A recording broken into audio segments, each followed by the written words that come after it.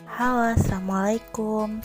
Kami dari kelompok 3 ingin menyampaikan materi yang berjudul mengembangkan strategi positioning yang efektif dan kompetitif. Oke, sebelum masuk ke materi, saya akan memperkenalkan dulu anggota-anggota kelompok saya. Yang pertama ada Dwinta Safitri, yang kedua ada Denny Setiadharma, ketiga ada saya sendiri Dian Awalia Eka Putri, dan yang keempat ada Dinda Oktavianti. Nah, sekarang kita udah mulai masuk ke dalam pembahasan materi. Yang pertama itu saya akan menjelaskan tentang atribut produk. Menurut Giptono 2001, atribut produk merupakan unsur-unsur produk yang dianggap penting oleh konsumen dan dijadikan dasar pengambilan keputusan pembelian. Sedangkan menurut Shimamura 2001, dalam bukunya Memenangkan Pasar dengan Pemasaran yang Efektif dan Profitable, atribut produk adalah faktor-faktor yang dipertimbangkan oleh pembeli pada saat membeli produk, seperti harga, kualitas, kelengkapan fungsi atau fitur, desain, layanan purna jual, dan lain-lain. Dari berbagai definisi di atas, dapat disimpulkan bahwa suatu produk memiliki atribut yang berfungsi sebagai pembeda dan cirinya terdiri dari fitur, kualitas, harga, kemasan, merek, garansi, dan pelayanan yang dipandang penting oleh konsumen serta dijadikan bahwa pertimbangan konsumen dalam pengambilan keputusan dalam pembelian. Nah, yang kedua ada unsur-unsur dan manfaat dalam produk. Menurut Kotler dan Armstrong 2003, mengelompokkan atribut produk ke dalam 3 bagian, yaitu yang pertama ada kualitas, adalah kemampuan suatu produk untuk melakukan fungsi-fungsinya. Yang kedua, fitur merupakan alat persaingan untuk mendefinisikan produk perusahaan terhadap produk sejenis yang menjadi pesaingnya.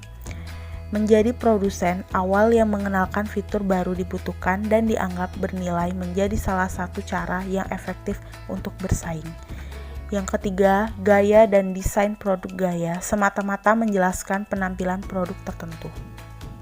Selanjutnya, positioning atau positioning. Positioning adalah menempatkan produk dan merek kita di benak pelanggan. Dengan definisi ini, Ristruth mengatakan bahwa perang pemasaran bukanlah terletak di pasar, tetapi di benak pelanggan. Perang pemasaran adalah perang untuk memperebutkan sejengkal ruang di benak pelanggan. Selanjutnya, peran positioning dalam strategi pemasaran. Menurut Craven 2006-270, bahwa positioning memegang peran yang sangat besar dalam strategi pemasaran. Setelah melakukan analisis pasar dan analisis pesaing dalam suatu analisis internal perusahaan, total situation analysis, alasannya dunia sekarang ini dilanda overkomunikasi. Terjadi ledakan barang media maupun iklan. Selanjutnya, syarat membangun positioning. Menurut Kartajaya 2007-62, terdapat 4 syarat dalam membangun positioning. Yang pertama, positioning haruslah dipersepsi secara positif oleh para pelanggan dan menjadi alasan untuk membeli oleh pelanggan.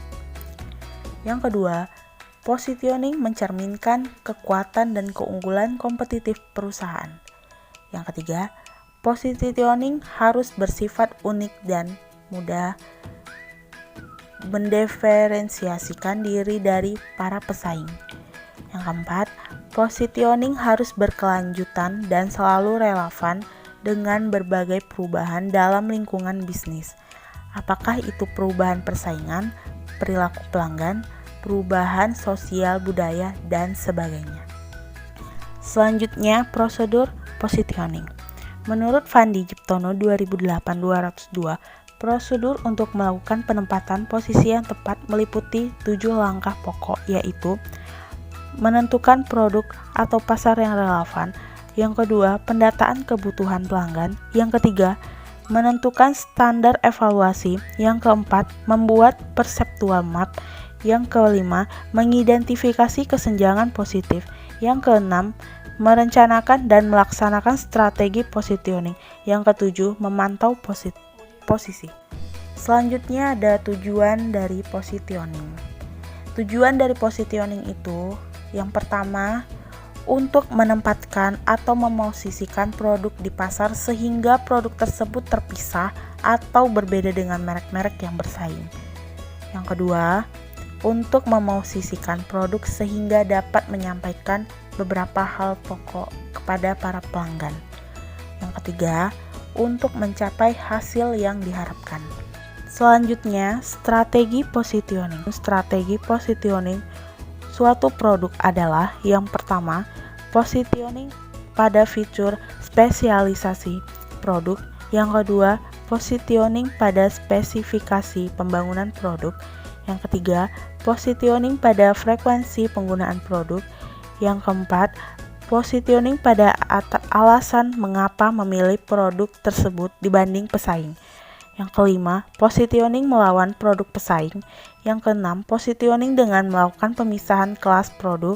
Yang ketujuh, positioning dengan menggunakan simbol budaya atau kultur. Selanjutnya, langkah-langkah mengembangkan strategi positioning.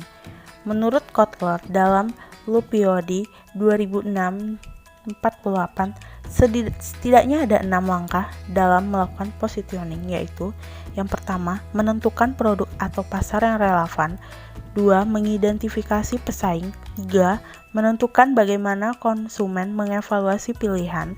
4. Mengetahui bagaimana persepsi konsumen tentang posisi pesaing. 5. Mengidentifikasi senjang pada posisi yang ditempati. 6. Merencanakan dan melaksanakan strategi positioning. Selanjutnya, faktor-faktor yang mempengaruhi strategi positioning. Menurut Fandi Jiptono 2008-205, efektif tidaknya strategi positioning itu akan sangat dipengaruhi oleh 4 faktor, yaitu yang pertama, target pasar. Kedua, daur hidup produk. Ketiga, strategi unit bisnis. Yang keempat, program pemasaran. Selanjutnya, proses positioning produk. Pada umumnya, proses positioning produk melibatkan mendefinisikan ke segmen pasar mana produk tersebut akan disaingkan, mengidentifikasikan dimensi, atribut, dan kemasan untuk menentukan seberapa besar pasar, mengumpulkan informasi dari konsumen tentang persepsi mereka terhadap produk dan produk pesaing, mengukur seberapa jauh persepsi konsumen terhadap produk, mengukur seberapa besar pasar produk pesaing, mengukur kombinasi target pasar untuk menentukan variabel marketing dalam melakukan marketing mix, menguji ketetapan antara daya saing produk kita dengan produk pesaing, posisi produk kita dalam persaingan, dan posisi vektor ideal dalam marketing mix. Yang terakhir, contoh positioning. Kopi kapal api yang sukses melakukan positioning. Kita semua tahu slogan dari produk ini berbunyi, kapal api jelas lebih enak, yang seakan mempromosikan konsumen bahwa tak ada kopi yang lebih enak selain kopi kapal api. Sekian dari pembahasan yang sudah saya sampaikan. Semoga apa yang saya sampaikan bisa dimengerti dan mudah dipahami. Terima kasih. Assalamualaikum warahmatullahi wabarakatuh.